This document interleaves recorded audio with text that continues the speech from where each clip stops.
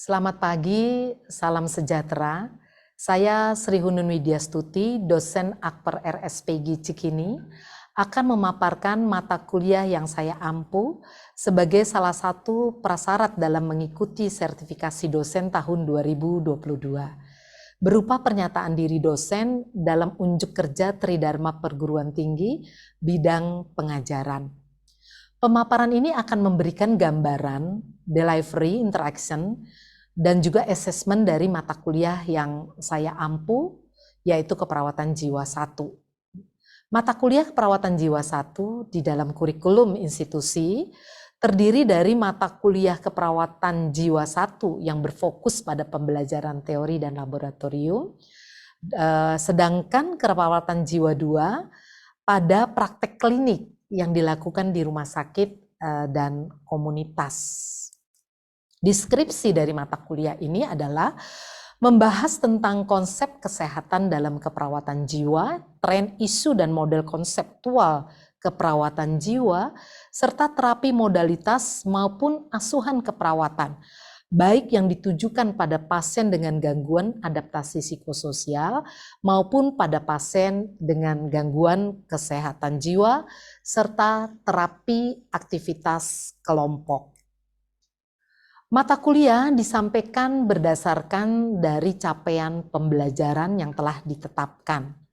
Capaian ini tentunya mengacu pada capaian pembelajaran program studi dan profil lulusan Akper Cikini.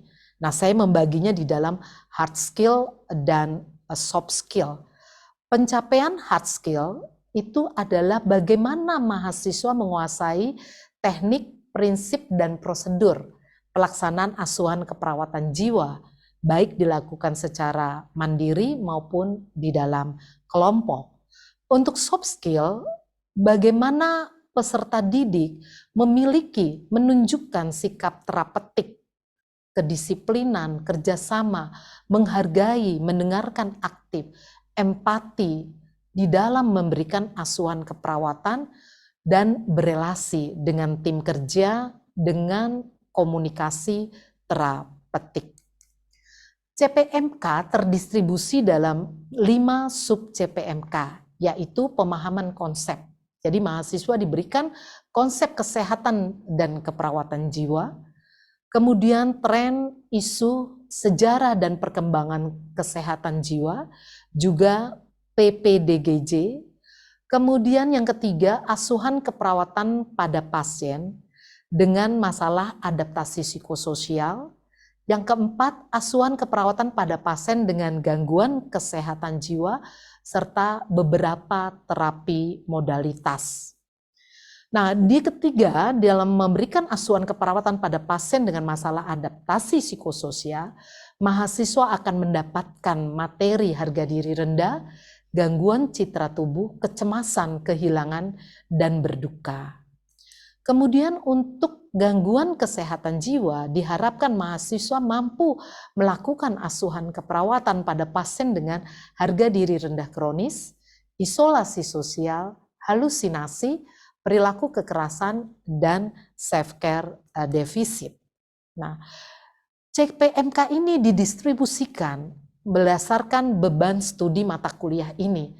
2 SKS pengalaman belajar teori dan 1 SKS laboratorium dalam 14 kali pertemuan di luar ujian tengah semester dan ujian akhir semester. Teori terdiri dari 100 menit per minggunya dan laboratorium 170 menit per minggunya. Untuk waktu pengajaran itu tentatif ditentukan setelah ditentukan oleh bagian akademik. Untuk mengoptimalkan proses pembelajaran dan pemahaman mahasiswa, maka saya juga menyediakan modul ajar teori dan modul ajar praktika, serta video pembelajaran laboratorium. Nah, ini berikut adalah modul-modul yang tersedia bagi mahasiswa. Dan juga buku di mana saya juga sebagai salah seorang penulis di dalamnya. Bagaimana interaksi dalam proses pembelajaran? Tentu saya berbasis pada student center learning. Nah, bagaimana meningkatkan partisipasi mahasiswa dalam proses pembelajaran? Metode yang digunakan antara lain adalah kuliah interaktif, ceramah, diskusi, tanya jawab. Dan biasanya disisipkan pertanyaan baik secara langsung maupun tidak langsung melalui chat room. Di sini diharapkan kemampuan berpikir mahasiswa dan keberanian mengungkapkan pendapat mahasiswa tertingkatkan. Kemudian yang kedua adalah diskusi kelompok, mahasiswa ada di dalam kelompok. Nah, kemudian hasil dari tugas kelompok dipresentasikan di kelas. Yang ketiga adalah studi kasus. Mahasiswa diberikan berbagai masalah atau kasus, di mana tujuan dari hal ini adalah agar mahasiswa aware terhadap masalah-masalah kesehatan jiwa yang ada pada saat ini dan mampu mengambil keputusan-keputusan klinis dan secara dengan juga sikap etis organisasi profesi. Nah, belajar mandiri itu juga diberikan melalui penugasan dan latihan, termasuk dalam latihan mandiri laboratorium. Ini merupakan prasyarat mahasiswa untuk mengikuti ujian praktek dan praktek di rumah sakit. Guna meningkatkan interaksi antara mahasiswa dan dosen, maka berbagai platform digunakan, baik Zoom, Google Meet, Google Classroom, WA, bahkan email.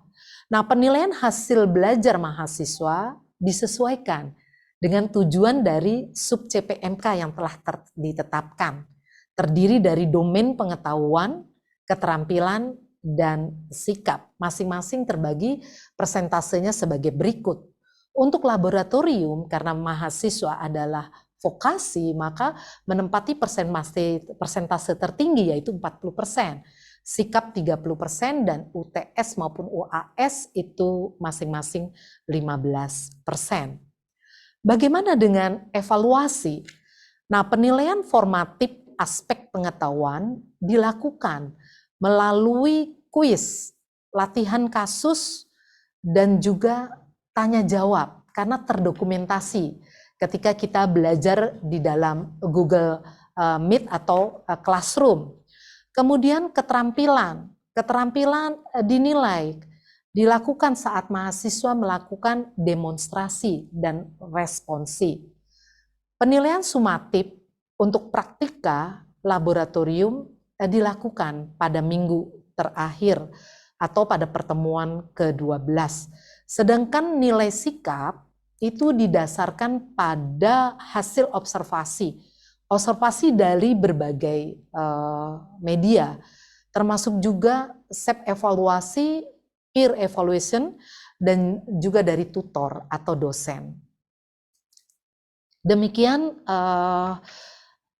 yang telah saya sampaikan terkait dengan delivery, interaction, dan assessment pada mata kuliah keperawatan jiwa 1 yang saya ampuh, dan teknik, indikator, dan bobot penilaian yang saya tadi maksudkan itu disepakati di awal perkuliahan supaya menjadi transparansi bagi setiap mahasiswa untuk meningkatkan dirinya.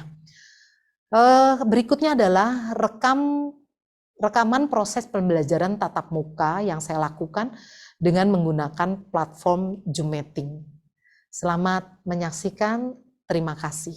Tuhan memberkati. Selamat pagi mahasiswa yang saya kasihi.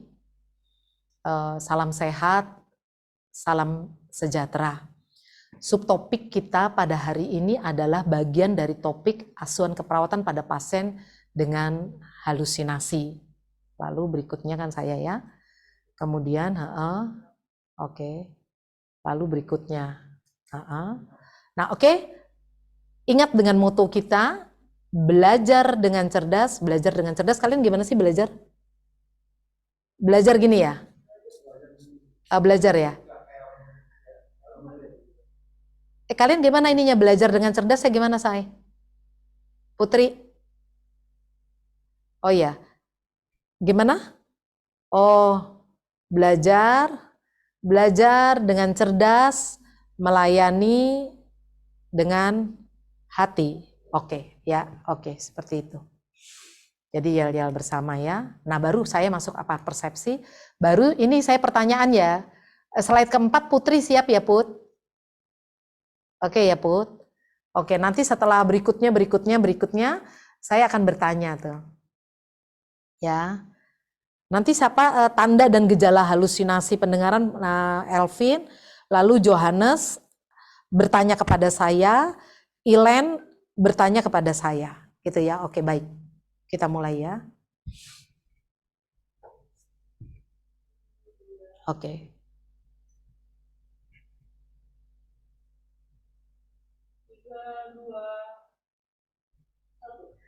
Selamat pagi mahasiswa yang saya kasihi, salam sehat dan salam sejahtera. Hari ini sesuai jadwal kita akan belajar tentang asuhan keperawatan pada pasien dengan halusinasi sebagai topik besarnya, dibagi dalam 2 pertemuan dan hari ini kita akan belajar tentang konsepnya.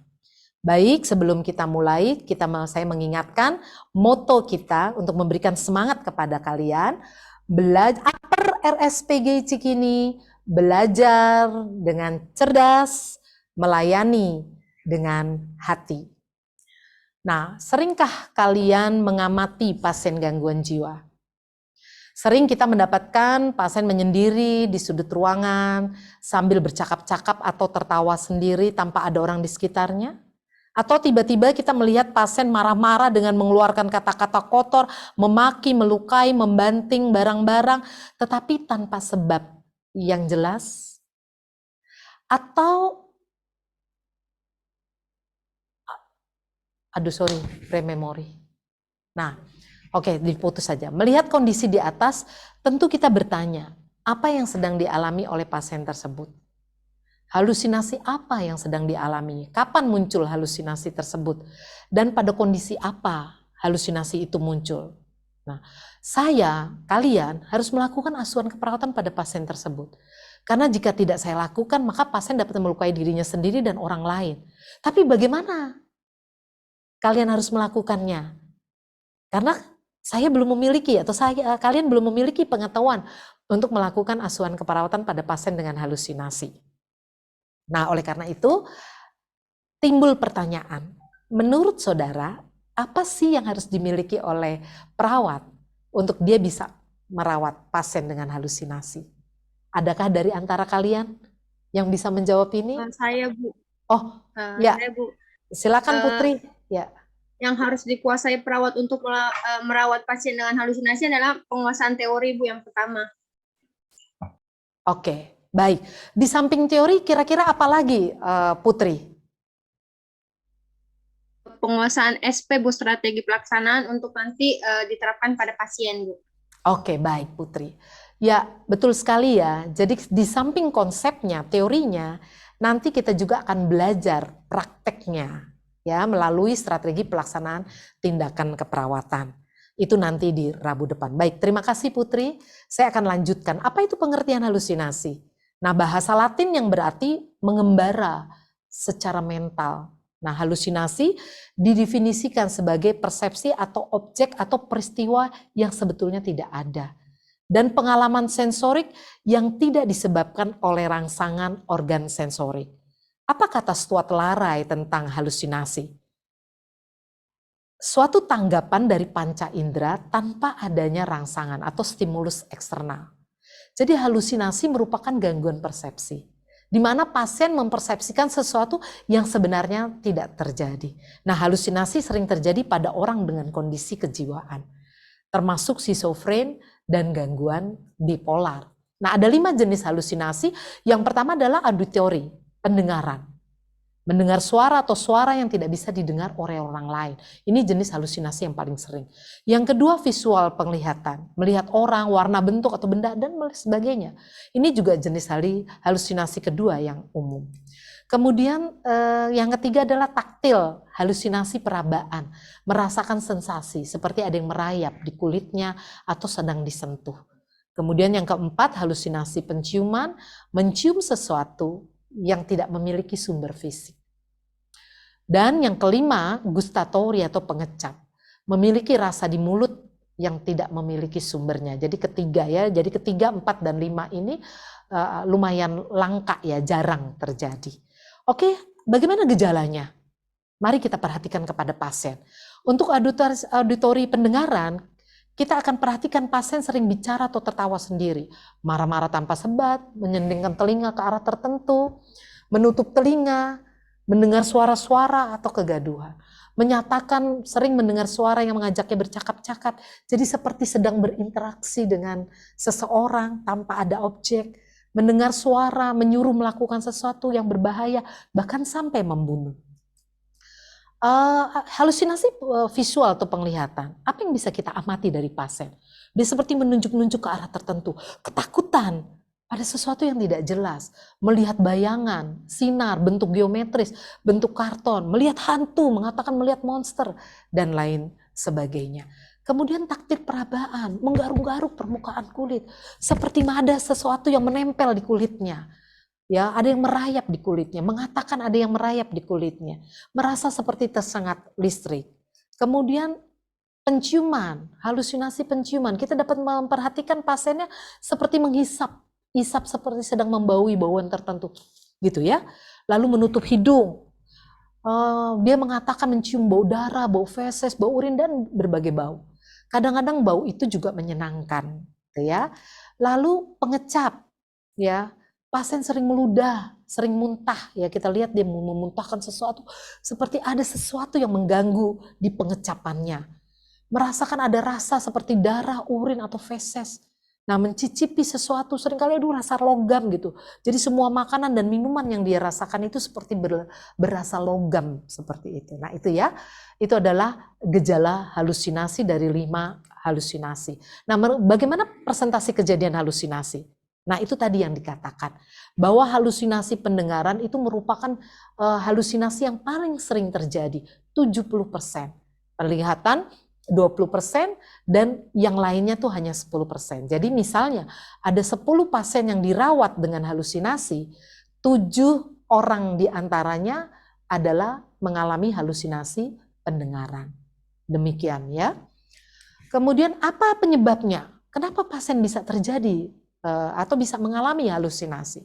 Ini proses panjang ya sebetulnya, dari masa kecil ya, bahkan mungkin dari masa dia sebelum lahir di dalam kandungan. Seseorang yang disukai atau tidak disukai kehadirannya di dunia ini. Jadi proses terjadinya halusinasi ini dijelaskan dengan menggunakan konsep stres adaptasi SWOT ya, meliputi stresor dari faktor predisposisi dan stresor dari faktor presipitasi. Kita lihat dari faktor predisposisi, contohnya dari biologis ya, dari aspek biologis, herediter, keturunan, adanya trauma kepala, kecelakaan, tumor ya, lalu penggunaan narkoba, riwayat penyakit fisik, ya itu dari sisi biologis. Dari psikologis apa? Kurang kasih sayang, merasa terabaikan, sebagai korban kejahatan, ya korban kejahatan seksual, maupun sebagai pelaku. Lalu riwayat kegagalan dalam masa tumbuh kembangnya dan sampai masa proses kehidupannya, mengalami banyak kegagalan, overprotective, orang tua yang terlalu melindungi, orang tua yang tidak memberikan keputusan-keputusan sendiri ya, pribadi. Jadi semua keputusan adalah keputusan orang tua. Lalu bagaimana dari sosial budaya lingkungan? Sosioekonomi rendah, pendidikan yang rendah, tertolak oleh lingkungan, ya terutama kaum minoritas, ya. Nah ini dapat berdampak menjadi sebuah stresor dari faktor predisposisi. Lalu apa yang kita lihat dari faktor presipitasi? Faktor presipitasi itu adalah faktor pencetus kejadian. Jadi ada pencetusnya. Jadi sudah ada faktor predisposisi, lalu ada faktor pencetusnya, dan menimbulkan gangguan kesehatan jiwa seperti riwayat penyakit infeksi, ya, gagal ginjal, gagal jantung, ya, dan lain sebagainya. Penyakit kronis atau kelainan struktur otak, riwayat kekerasan dalam keluarga yang dia alami saat itu, know and hear-nya dia alami. kegagalan dalam hidup, kemiskinan yang dia rasakan saat itu, adanya aturan atau tuntutan di keluarga atau masyarakat yang tidak sesuai dengan pasien. Jadi di pencetus itu adalah yang saat itu, ya 3 bulan terakhir dia alami. Paling lama 6 bulan terakhir dia alami. Adanya konflik antar masyarakat, pertengkaran atau perkelahian antar suku dan sebagainya. Ya, itu adalah proses terjadinya halusinasi berdasarkan faktor presipitasi. Ada 5 tahapan halusinasi. Tahap pertama adalah sleep disorder, gangguan tidur. Ini merupakan tahap awal. Jadi sebelum halusinasi muncul, pasien banyak mengalami masalah. Masalah itu terakumulasi sehingga dia sulit tidur dan dia sering menghayal. Karena menghayal itu menenangkan dirinya, dianggap sebagai sebuah solusi. Kemudian tahap 2, comforting. Halusinasi merupakan pengalaman yang menyenangkan. Nah, ini terjadi pada pasien-pasien dengan kecemasan sedang. Ini masih sifatnya non-psikotik. Ya. Lalu tahap 3, condemning. Itu pengalaman halusinasi merupakan pengalaman yang menjijikkan. Ya, ini juga kondisi pasien dalam keadaan cemas berat. Ya, namun masih dalam kategori non-psikotik. Kemudian tahapan yang keempat, controlling.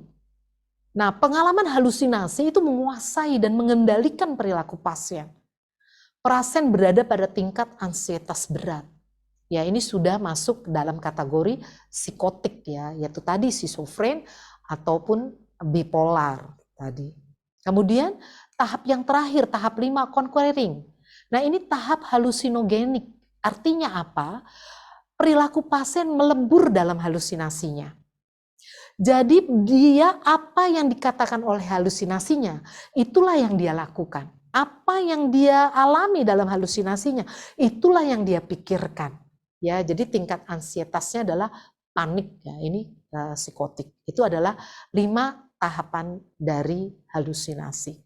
Bagaimana asuhan keperawatan pasien dengan halusinasi? Oke, ini adalah subtopik kita yang kedua.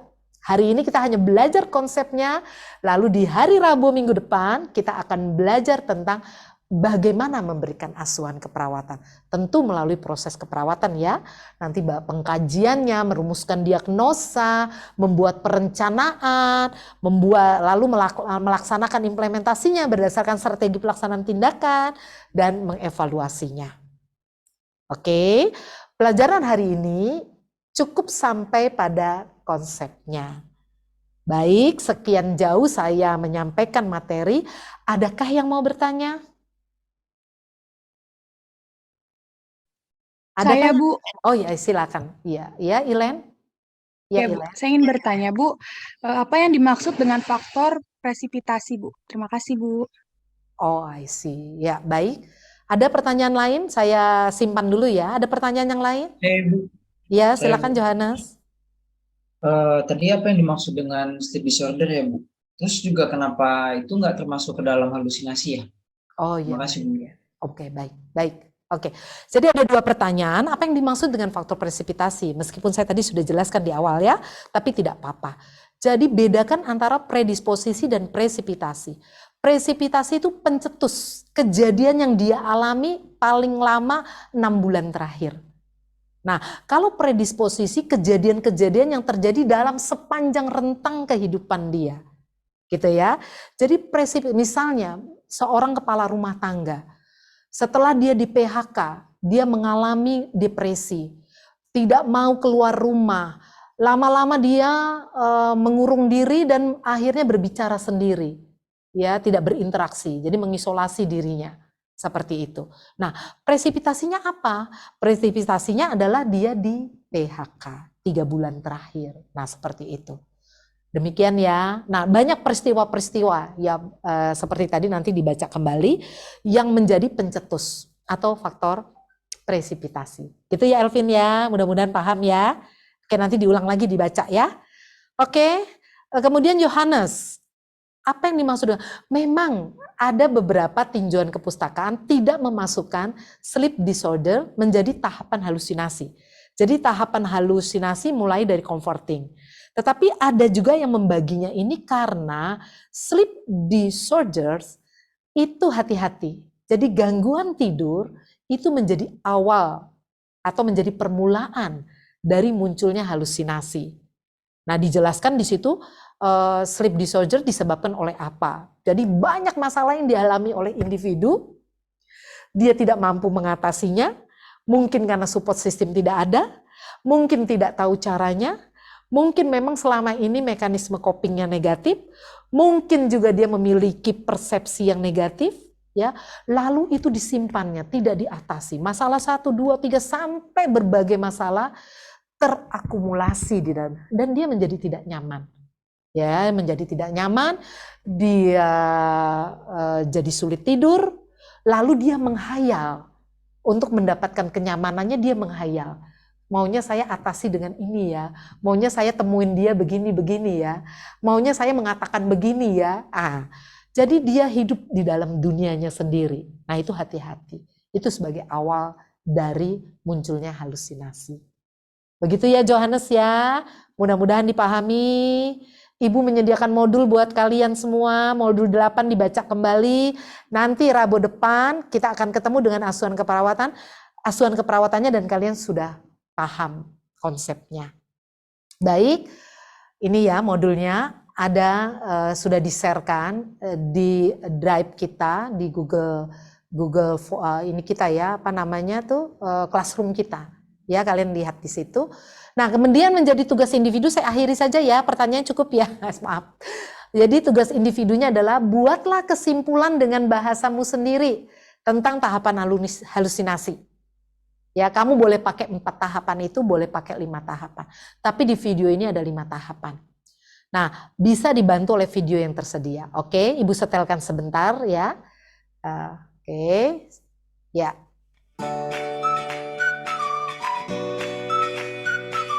Halo Sobat YouTube sekalian, hari ini saya akan membagikan informasi tentang halusinasi. Tonton terus video ini sampai habis. Oke, ya nanti bisa kalian buka sendiri videonya ya. Iya, kalian buka Halusinasi sendiri, adalah gangguan kalian penerapan dengarkan atau persepsi dan kalian panca pelajari. indera tanpa adanya rangsangan dari luar yang dapat. Oke. Ya, baik, saya punya tugas kelompok juga. Kelompok sudah dibagi selama ini, pakai saja tuh kelompok yang lama, tidak apa-apa. Jadi tugas kelompok adalah masing-masing pada tiap jenis halusinasi, kan ada 5 jenis halusinasi. Nah, masing-masing tanda dan gejalanya dikelompokkan. Mana data yang objektif, mana data yang subjektif. Mana data yang bisa kita observasi, kita ukur, dan mana data yang dikeluarkan sebagai bentuk pernyataan dari pasien. Oke, semua tugas dikumpulkan sebelum kita bertemu di hari Rabu depan. Jadi paling telat hari Selasa, lihat batas waktunya di classroom kita ya. Jadi 00 jam 00 semua tugas sudah harus masuk ke saya. Baik. Terima kasih untuk partisipasi, perhatian kalian semua. Kiranya ini bermanfaat buat kalian, terutama menyiapkan kalian untuk bisa memberikan asuhan keperawatan pada pasien dengan halusinasi. Untuk tinjauan kepustakaan, silakan kalian lihat di modul, karena di modul tertera daftar kepustakaannya ya. Seperti itu, dan saya mohon maaf kalau dalam proses banyak hal yang tidak menyenangkan atau banyak hal yang mungkin mengganggu. Ya, oke, saya akhiri pertemuan kita. Sampai bertemu di Rabu depan. Belajar dengan cerdas, melayani dengan hati. Tuhan memberkati kita semua.